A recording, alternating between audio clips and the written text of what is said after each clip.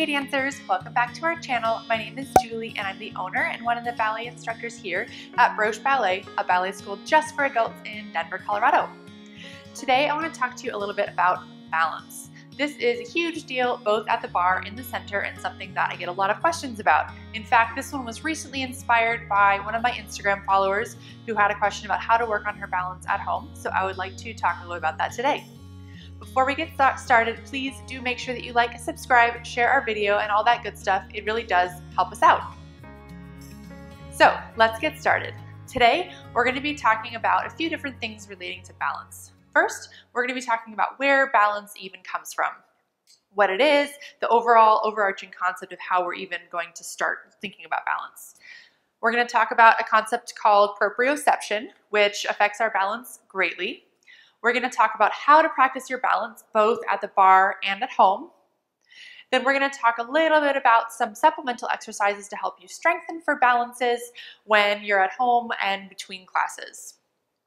Between all of these things, I hope it gives you a lot to think about and help you really improve your balances both at the bar and in the center.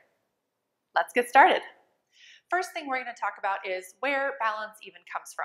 So in ballet, this is going to be different for other practices, but in ballet specifically, we want to think about our balance coming from mainly your core connected with your turnout muscles. It's almost like a little triangular base at the bottom of your body or in the center of your body.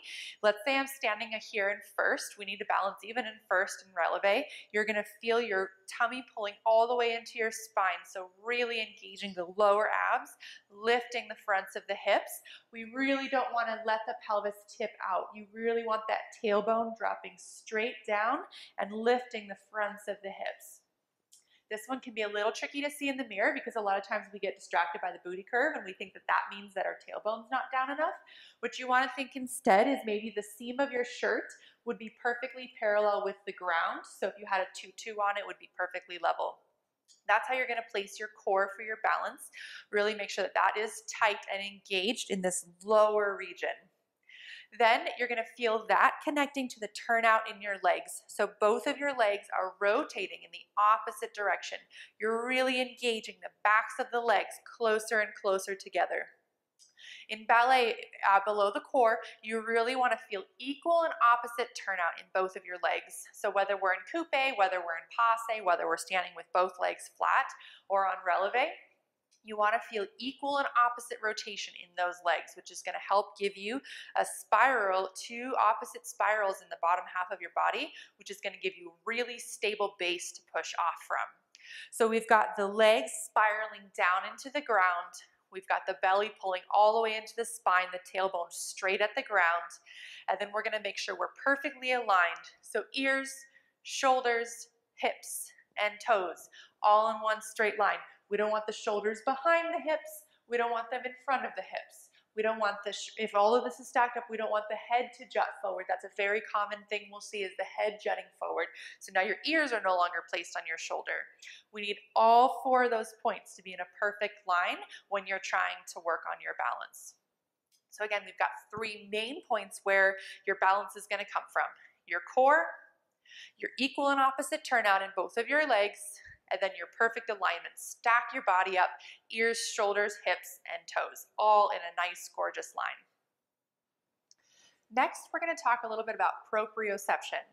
Proprioception is your brain's ability to know where your body is in space without your eyes. So this is where your internal balance comes from. This would be if you were going to balance with your eyes closed, or if you were turning or doing something where you were kind of a little bit confused or disoriented. The more you can develop that proprioception in your body, the more that balance is going to come from inside and not outside. So for example, if you find that you're really nicely on balance in class, but then you see out of the corner of your eye, your best friend is over there waving around, and that all of a sudden throws you off your balance, that means we need to work on that proprioception to pull the balance inside your body and have you feel it instead of relying on your eyes to see what's going on in order to feel that balance. So how you're going to work on your proprioception, you're going to start with, it looks very simple, but it's not always that easy. You're going to start by just standing on one leg, pick up your other leg. Don't let them touch. We want this one to be dangling out in space. You can point that toe back there if you want to make it look nice and pretty, but you don't have to. Cross your arms and close your eyes. And you're gonna wanna try to balance here with your eyes closed for about 30 seconds. And then you're gonna switch to the other side, close your eyes. The left is always my worst side personally, where that ankle really starts to wobble on me. So this is gonna really build proprioception in your body. You wanna do about 30 seconds on each leg. If you can get a couple of sets, that's fabulous. You can do this wherever you are, maybe before bed, maybe when you wake up, when you're waiting for your coffee machine to go off. Really work on pulling the balance inside your body. If you find that to be easy, you can work up to a couple of modifications for it. You can work up to moving your upper body. So again, we're standing on that one leg. We'll lift the upper body, open and down. Lift, open, and now we've got to, of course, close our eyes because that's developing the proprioception. So we're going to lift and open, and down, and then lift and open and down. Yeah, so you see, even I'm wobbling a little bit. I haven't been working on my proprioception as diligently as I should be lately. So even that can be a little bit challenging to twist your body. But that is what you need to really feel that inside of your body.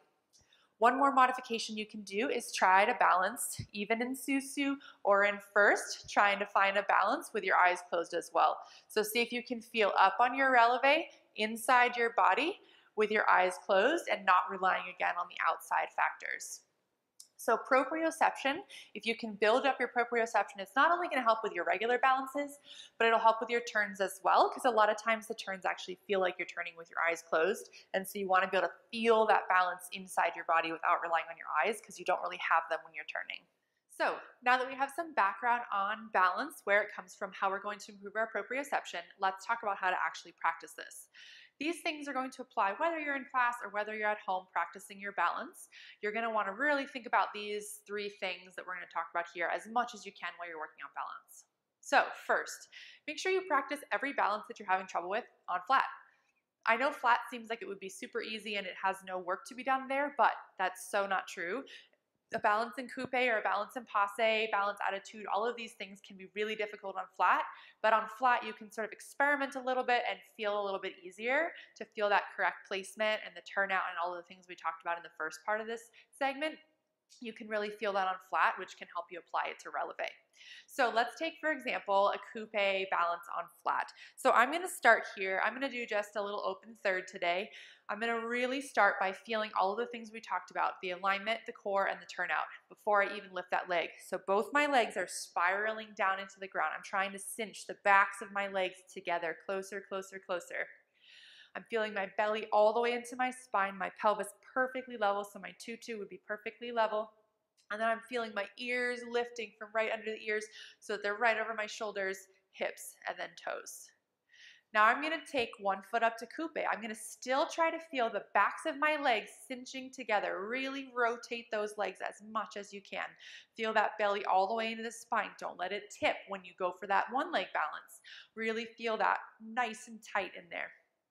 And then feeling again the ears, shoulders, hips, and feet. So from here, you can even start to work on this balance right here. When you're on flat, you can try to hold it for 30 seconds. You can try to hold it for a minute. You can try a lot longer because we don't have to worry about this leg getting tired in releve. So you can really build up a lot of stamina when you practice your balances on flat, because you can go for a really long time if you start working up to it and get the hang of it. And then come down. Make sure you always try it on both legs. So on flat, you're going to really try to identify those things that we talked about. Let's then try a releve balance. So two more things we're going to talk about here with this releve balance.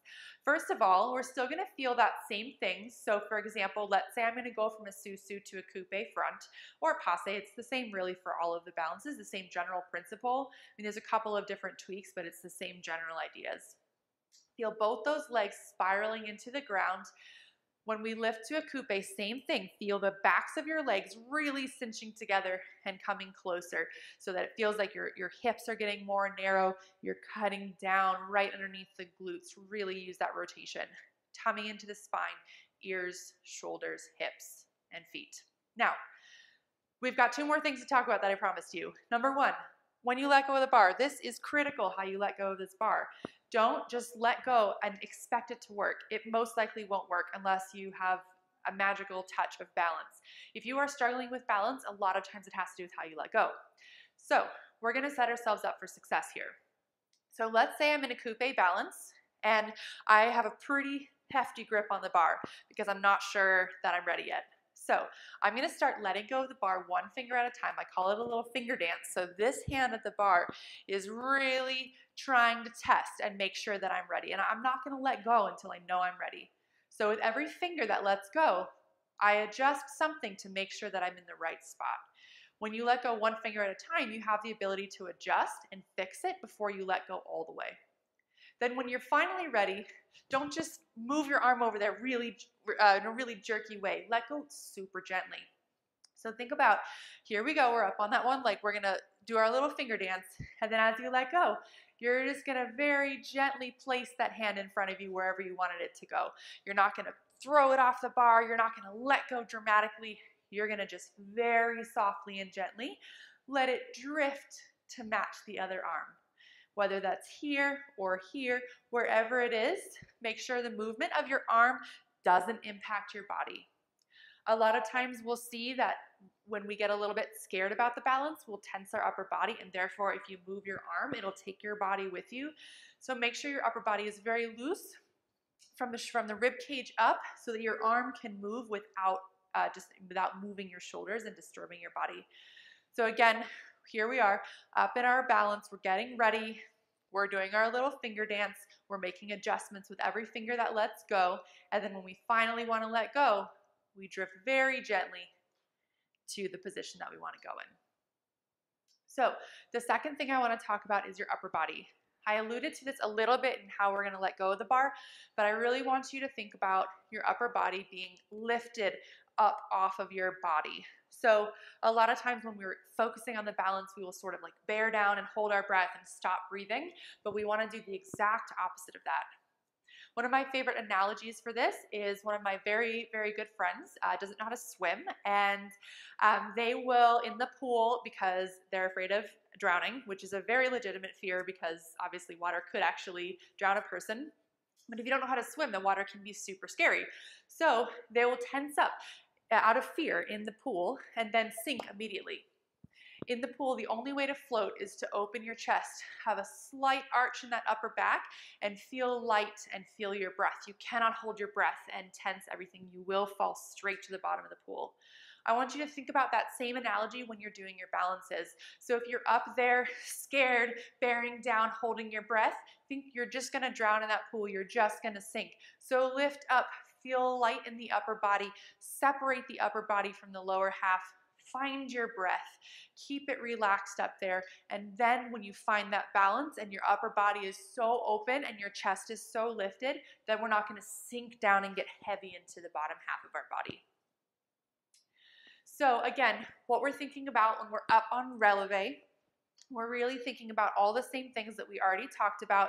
We're going to think about letting go with the finger dance, gentle movement of that arm, and then lifting and separating the bodies so we don't drown in the pool or sink into our balance. So practice on flat, build the stamina to stay there and hold all those muscles, and then see if you can apply all those same things to Releve.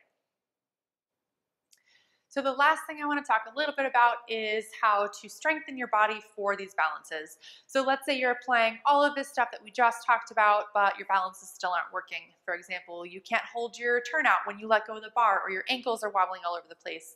These are also still very common, and in addition to the technique of balancing, we also do need to be strong enough to do it. So there's a couple of ways that you can get stronger to work on your balances. These strengthening exercises do actually coincide really nicely with the ones that you should already be working on your journey to point. We do have a video with a follow along that'll take you through all those exercises. It's about 10 minutes. You can just hit play, run through them all at home every single day, and really work on the strengthening, the strengths to build up towards both point and your balances all at the same time. So just a couple of highlights. You want to work on your ankle strength. So you want to work with TheraBands in all different directions to work on the strength so you don't get the wobbles when you're up there on your Releve. You want to work on your core, not sit-ups, nothing like that. We don't care about the front layer of abs necessarily. We care about the deeper transverse abdominals in the back near your spine. Those are the postural muscles that are actually going to help support you, and those need to build stamina. When we're talking about balancing for 20 seconds, that means that translates to wanting to be able to do a modified plank for 20 seconds. So that kind of stamina is what we need. We don't need crunches. We need to be able to hold a sustained position for a long time. And then lastly, you want to strengthen your turnout muscles. So as we talked about, we need lots of turnout for our balances in ballet class. So you want to make sure that your turnout muscles, these rotators right at the top of your legs, right at the top of that femur bone, are really nice and strong. So you want to do exercises such as clamshells, side leg raises, and things like that.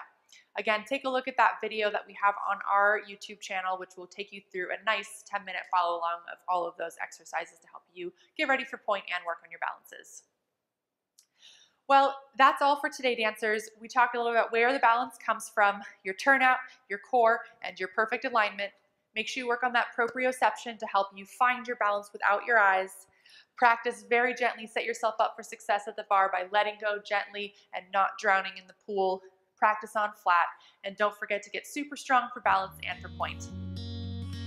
That's all for today. Until next time, dancers, let me know if you have any questions in the comments below, and take care.